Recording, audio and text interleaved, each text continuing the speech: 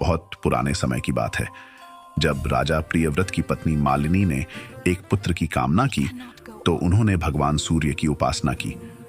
उनकी तपस्या से प्रसन्न होकर सूर्यदेव ने उन्हें पुत्र रत्न का वरदान दिया। लेकिन जब बालक का जन्म हुआ तो वह मृत पैदा हुआ। यह देखकर राजा और रानी बहुत दुखी हुए। उन्होंने प्राण त्यागने का निश्चय कर लिया।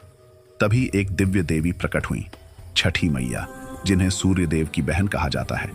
छठी मैया ने कहा, हे राजा, मैं सृष्टि की रक्षक और संतान देने वाली देवी हूं। यदि तुम मेरी विधि विधान से पूजा करोगे तो तुम्हें संतान सुख प्राप्त होगा। राजा रानी ने छठी मैया के बताए अनुसार कार्तिक शुक्ल पक्ष की षष्ठी तिथि को व्रत रखा, सूर्य को अर्घ्य दिया और नदियों में खड़े होकर उनकी पूजा की। जल्द ही उन्हें पुत्र रत्न की प्राप्ति हुई। तब से ही यह परंपरा चल पड़ी और यह पर्व छठ पूजा कहलाया। छठ पूजा का महत्व, यह पर्व सूर्य देव और छठी मैया की उपासना का है। लोग मानते हैं कि सूर्य से जीवन की शक्ति मिलती है, खेतों में अन्न, पानी में ऊर्जा और जीवन में प्रकाश। बिहार, झारखंड, पूर्वी उत्तर प्रदेश और नेपाल के तराई इलाकों में यह पर्व बहुत श्रद्धा से मनाया जाता है।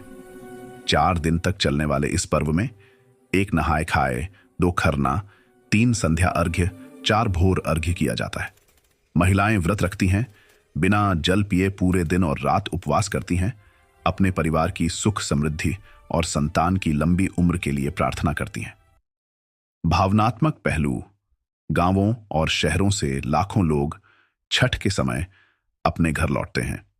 छत, घाटों पर दीपों की रोशनी, गीतों की गूंज, केलवाजे हरे हाथे सबके मन को भाव विभोर कर देती है। यह पर्व केवल पूजा नहीं बल्कि परिवार, प्रेम और परंपरा का संगम है।